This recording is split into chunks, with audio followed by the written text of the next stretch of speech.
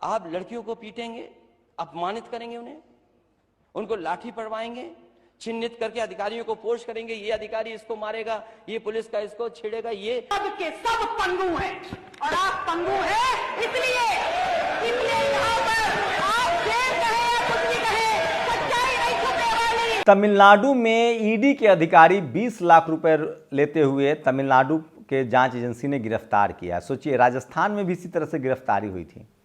तो किस तरह के हालात हो गए इस देश में कि राज्य सरकारें अब सेंट्रल एजेंसियों को गिरफ्तार कर रही है। इस तरह का अविश्वास और भरोसा है, आप कल्पना कर सकते हैं। लखनऊ में एक बहन जी के समय शकुंतला महाविद्यालय खुला था जो दिव्यांग जनों के लिए है। वहाँ आरोप है कि आरएसएस के लोगों ने आकर प्रदर्शन कर रहे छात्रों के साथ मारपीट की। खाने में कुछ कीड़े मिलने के बाद वहाँ छात्र जो है नाराज हो गए थे, उसके बाद उनके साथ मारपीट की खबर की बात सामने आ रही है। लेकिन सोचिए, ईडी जो है, अखिलेश यादव ने विधानसभा में 69,000 शिक्षक भर्ती का मामला उठाया, वो भी वीडियो बताऊंगा। लेकिन बामन मेश्राम ने आज सबसे बड़ी बात कही। उन्होंने कहा कि लोकतंत्र में बोली ही गोली का काम करती है। बोलना सीखिए बहुजन समाज के लोगों। बोली चलाने का ट्रेनिंग लेना चाहते हो तो फिर नागपुर चलो। 24 दिसंबर को उनकी बड़ी बैठक है। तो बामसेफ जो है वो बहुजनों को बहुत जागरूक करता है। नमस्कार, मैं शंभू कुमार सिंह और आप देख रहे हैं नेशनल दस्तक। वो तमाम बड़ी खबरें जो आपके लिए ज़रूरी है, आज ज़रूर देखिए इस वीडियो में। एक वीडियो देखिए, आपको कोई टीवी, अखबार या यूट्यूब चैनल देखने की ज़रूरत नहीं पड़ेगी। तो चलिए एक एक करके बताते हैं। तो सोचिए, 24 से 28 दिसंबर तक बामन मेश्राम गुट की बड़ी बैठक है नागपुर में। और उन्होंने कहा कि लोकतंत्र में बोली ही गोली का काम करती है, बोलना सीखिए। तो ये सबसे बड़ी लाइन लगी जो मैंने सोचा कि आपके साथ शेयर करूं। उसके बाद एक एक खबर देखते जाइए और आपको ये वीडियो देखने की जरूरत नहीं पड़ेगी। सोचिए, तमिलनाडु पुलिस ने ईडी के अधिकारी को 20 लाख घूस लेते हुए गिरफ्तार किया। ये सबसे बड़ी खबर है।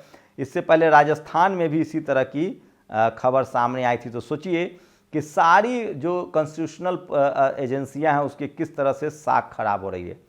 और उत्तर प्रदेश में एम्बुलेंस में 3 बोरी मछलियां पकड़ी गई हैं। मरीजों को ठेले पर घसीटा जा रहा है और एम्बुलेंस में मछलियां ढोई जा रही है। ये है बाबा जी का रामराज। इस तरह के विक्रम ने ट्वीट किया जो सोशल मीडिया पर वायरल है। तो सोचिए, इस तरह की तस्वीरें सामने आती हैं। और ये अखिलेश यादव का वीडियो देख लीजिए, सुन लीजिए एक बार। आप पूछ लीजिए इनसे, ये जो 69,000 जो भर्ती का सवाल है, शिक्षकों का सवाल है, क्या नेता सदन यही आपका नारी बंधन है? आप लड़कियों को पीटेंगे, अपमानित करेंगे, उनको लाठी पड़वाएंगे, चिन्हित करके अधिकारियों को पोस्ट करेंगे, ये अधिकारी इसको मारेगा, ये पुलिस का इसको छेड़ेगा। ये सरकार का काम नहीं है अध्यक्ष महोदय।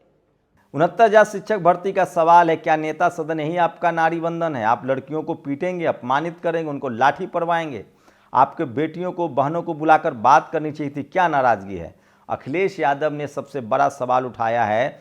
और सोचिए, सोनेलाल पटेल जी की बड़ी बेटी, उनकी एक अनुप्रिया पटेल हैं जो बीजेपी के साथ गठबंधन में है, एक दूसरी उनकी बेटी है जो अखिलेश यादव के साथ गठबंधन में है, पल्लवी पटेल ने विधानसभा में कहा कि जो दलित पिछड़े आदिवासी बीजेपी में हैं वो 69,000 शिक्षक भर्ती पर क्यों नहीं बोल रहे हैं। वो भी सोशल मीडिया पर वायरल। और सोचिए, राजस्थान, मध्य प्रदेश से एक बहुत ही दर्दनाक खबर सामने आई है। एक आदिवासी युवक ने जहर खा लिया, उसकी जान खतरे में है। ऑफिस ऑफ डॉक्टर आनंद ने ट्वीट किया है।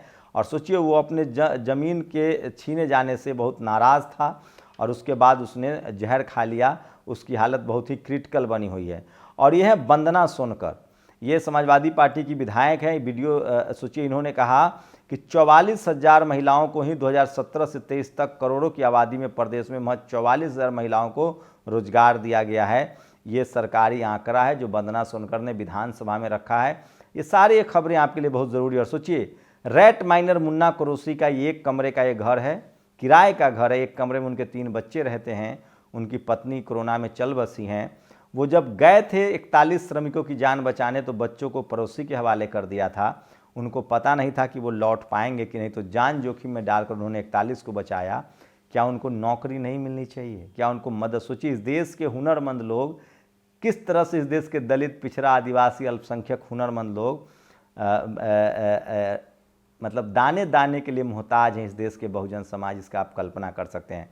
और पटना हाई कोर्ट, सोचिए पटना हाई कोर्ट ने आरक्षण के खिलाफ याचिका को रद्द कर दिया है। सोचिए 10% आरक्षण मिल गया सवर्ण समाज के गरीबों को, कोई कोर्ट नहीं गया, और बहुजनों के आरक्षण जैसे ही बढ़ता है कोर्ट चले जाते हैं। खैर इस बार पटना हाई कोर्ट ने आरक्षण का मामला जो है उसको याचिका को रद्द कर दिया है। अब देखते हैं वो सुप्रीम कोर्ट जाएंगे, इसलिए बिहार सरकार ने मोदी सरकार को कहा है कि 9वीं अनुसूची में डाल दीजिए, और न रहेगा बांस न बजेगी बांसुरी। देखते हैं वो करता है कि नहीं। तो सोशल मीडिया पर सबसे बड़ी खबर है, सोचिए ईडी के अधिकारी घूस लेते हुए पकड़े जा रहे हैं, ये बड़ी खबर है। और चुनाव खत्म, अब पकौड़े तलने वाला सिलेंडर 1796 का हुआ। रणदीप सुरजेवाला ने ये ट्वीट किया है। बीजेपी ने कहा है कि अगर वो राजस्थान जीतेगी तो 475 में सिलेंडर देगी बाकी राज्यों में। और मुख्यमंत्री योगी ने उन कर्मचारियों से बात की जो टनल में फंसे हुए थे और सुरक्षित निकाले गए, उनसे बात की। एक अच्छा कदम है, इसकी स्वागत करना चाहिए। इस देश के हुक्मरानों को कम से कम अपने श्रमिकों की चिंता होनी चाहिए। और सोचिए लड़कियों को ट्रेन, सड़क, मेट्रो में नाचते देख जिन लोगों की भावनाएं आहत हो जाती है वो इधर भी ध्यान दे। ये सोचिए श्रवण कुमार तिवारी महिला हेल्प डेस्क पर गमछा और बनियान पहनकर बैठे हुए हैं, ये सोशल मीडिया पर वायरल है। जब लोग वीडियो बनाने पर बहुत हाय तौबा मचाते हैं। सोचिए ये है कि पब्लिक ट्रांसपोर्ट में, रेल या मेट्रो में वीडियो नहीं बनाना चाहिए, लोगों को दिक्कत होती है, लेकिन नाचने गाने में क्या प्रॉब्लम है। इस देश में आप कट्टा लेके घूमिए तो आपको लोग रंगबाज कहेंगे और पता नहीं क्या दबंग कहेंगे, लेकिन अगर आप गुलाब का फूल प्यार करने की मनाही है। ये वो वीडियो है जो पल्लवी पटेल ने कहा, एक बार सुन लीजिए, शानदार है। और दलितों के नाम पर सत्ता लेकर आप बैठे हुए हैं, तो ये विधेयक भी आपके द्वारा आना चाहिए था। और ऐसा नहीं है, पर्याप्त संख्या में भारतीय जनता पार्टी में पर्याप्त संख्या में दलित और पिछड़ों की नुमाइंदगी करने वाले, प्रतिनिधित्व करने वाले यहाँ पर सदस्य बैठे हुए हैं, लेकिन सब के सब पंगु हैं।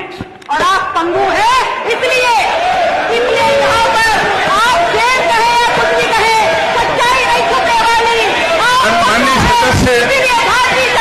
माननीय सदस्य पीछे क्या है, माननीय सदस्य यहाँ पर दलित और पिछड़ों का साथ करने का काम कर रही है। यहाँ पर अगर बात करो अनुसूचित जनजाति की, यहाँ बात करो जातिवाद जनगणना की, माननीय सदस्य पल्लवी पटेल जी पीछे भी आइए, सप्लीमेंट्री बजट में आइए। और बहुजन समाज के नेता धीरे धीरे अपने संवैधानिक अधिकारों के लिए, अपने जनता के लिए अब मुखर होने लगे, क्योंकि समाज भी मुखर होने लगा है।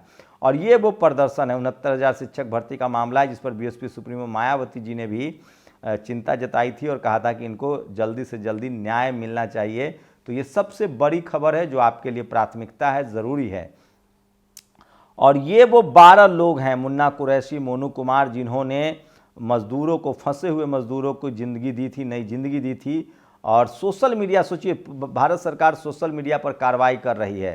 केंद्र सरकार की एक और digital strike 120 YouTube channel list है, लेकिन सोचिए इस देश का टीवी अखबार दिन भर झूठ फैलाता है, बेईमानी करता है, उस पर कोई अंकुश नहीं है। और अगर आप सोशल मीडिया पर खबरें चला रहे हैं तो आप पर नकेल कसा जाएगा। ये भी लोग देखेंगे, इस दौर को भी लोग समझेंगे और समझ भी रहे हैं कि ये सब कंट्रोल करने की कोशिश है। खैर आगे जैसे जैसे कुछ होगा आप बढ़ते जाएंगे। और टीवी अखबार की कोई विश्वसनीयता नहीं है, भले यूट्यूब चैनल बंद कर दें, जनता जो है यूट्यूब चैनल देखने आती है वो भी नहीं देखेगी। लेकिन एक बात तो तय है कि टीवी अखबार की विश्वसनीयता अब आगे आने वाली नहीं है। ये जातिवादियों का अड्डा है, मनुवादियों का अड्डा है, और ये पूरे देश जान चुका है। और सोचिए झारखंड में पैसे के अभाव में नहीं रुकेगी बच्चों की पढ़ाई, हेमंत सोरेन। ये खबर बहुत अच्छी खबर लगी, मुझे लगा कि बताना चाहिए। पढ़ाई लिखाई दवाई एक बड़ा मुद्दा हो, सोशल मीडिया पर वायरल। और सोचिए 5 राज्यों के चुनाव के एग्जिट पोल को लेकर बड़ा उत्सुकता है लोगों में। और सोचिए कुछ चैनल 3 राज्य बीजेपी को जिता रहे हैं, राजस्थान, मध्य प्रदेश और छत्तीसगढ़। कुछ सवर्ण सोशल मीडिया पत्रकार जो हैं, टीवी अखबार के जो सवर्ण टीवी अखबार के पत्रकार हैं वो बीजेपी को जिता रहे हैं, जो सोशल मीडिया के सवर्ण पत्रकार हैं वो कांग्रेस को जिता रहे हैं। अगर आप दलित, पिछड़े, आदिवासी, अल्पसंख्यक समाज से हैं, हमारे जैसे गरीब परिवार से हैं, तो अपने काम, रोजी रोटी पर ध्यान दीजिए। हम लोग किसी पार्टी और किसी सरकार से कोई मतलब नहीं, हम लोग पढ़ाई लिखाई, स्कूल, दवाई, अस्पताल के नाम पर वोट कीजिए। मैं कह रहा हूं अगर मिलीजुली सरकार बनी तो आपके लिए ज़्यादा अच्छा रहेगा, वो सरकार ज़्यादा न्याय कर पाएगी। मान्यवर साहब कहते थे कि जो मिलीजुली सरकार होती है वो शानदार होती है। और अंत में रिंकू सिंह की बैटिंग के बारे में भी बताऊंगा जो उन्होंने आज वनडे में किया। लेकिन बात इजराइल और फिलिस्तीन की, युद्ध लगातार जारी है। इजराइल ने अब फिर से सीज फायर तोड़ दिया है और हमास उसको करारा जवाब दे रहा है। तो इजराइल पूरी तरह से अलग थलग पड़ चुका है और खाड़ी देशों में सबसे बड़ा सम्मेलन हो रहा है। 100 से ज़्यादा देशों के प्रमुख आए हुए हैं, प्रधानमंत्री नरेंद्र मोदी भी वहाँ हैं।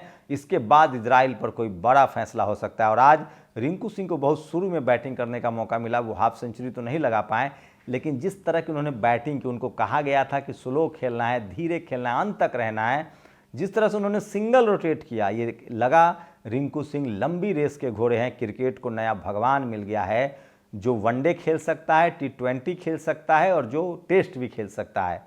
आज की बैटिंग से लगा कि जो टॉप गियर में बैटिंग कर सकता है, जो धीमी बैटिंग कर सकता है और जब चाहे तब रोटेट करके स्ट्राइक, चौका, छक्का भी मार सकता है। तो रिंकू सिंह सिर्फ T20 या वनडे का नहीं, स्टार प्लेयर है। भारत को एक शानदार क्रिकेटर मिला है। विनोद कांबली के बाद दूसरे शेड्यूल कास्ट बड़े प्लेयर होंगे जिन, सोचिए इसी तरह से राजेंद्र प्रसाद सिंह कहते हैं, पद मतलब पैरों में, पद तो ले आओगे कॉन्स्पिरेसी करके, पैरों में ताकत कहाँ से लाओगे।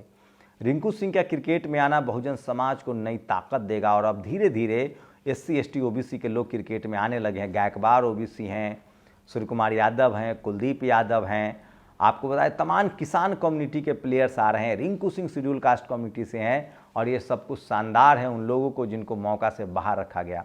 दिलीप मंडल ने कहा है कि आपको बहुत दर्द हो रहा है जाति बताने पर। सोचिए, क्रिकेट में जाति बताने का काम किसने शुरू किया? प्रभास जोशी, जो सबसे बड़े पत्रकार थे। और श्रीकांत के समय उनका जाति बताई गई, जब उनको कैप्टन से हटाया गया था, वो लगातार फ्लॉप थे।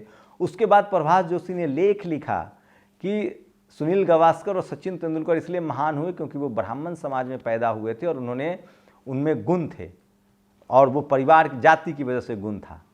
तो आपने जाति बताई थी, हम लोग चुप थे। अब हम जाति बता रहे हैं कि जब मौका मिला है तो आपको शानदार, गायकवाड़ हो या रिंकू सिंह हो या सूर्य कुमार यादव हो या शमी हो या सिराज हो, ये ऐसे कुलदीप यादव जैसे प्लेयर मिल रहे हैं। मैं फिर कह रहा हूँ, इस देश के जो मूल निवासी हैं, जो दलित, पिछड़े, आदिवासी किसानों के बच्चे हैं, उनके पैरों में बहुत ताकत है, उनको मौका तो दीजिए। नहीं भरोसा है तो देखिए ना, भाला फेंकने में कौन आगे है, वेट लिफ्टिंग में कौन आगे है, कुश्ती में कौन आगे है, किसान, दलित, आदिवासी, क्रिकेट में, फुटबॉल में, तीरंदाजी में। शुक्रिया। नेशनल दस्तक की आपसे गुजारिश है कि अगर इसको बचाना चाहते हैं तो नेशनल दस्तक को सब्सक्राइब करने के लिए रेड कलर के सब्सक्राइब बटन को दबाएं, फिर बेल आइकन की घंटी दबाएं। नेशनल दस्तक को बचाने के लिए बहुत जरूरी है कि हर खबर को शेयर करें, लाइक करें, कमेंट जरूर करें।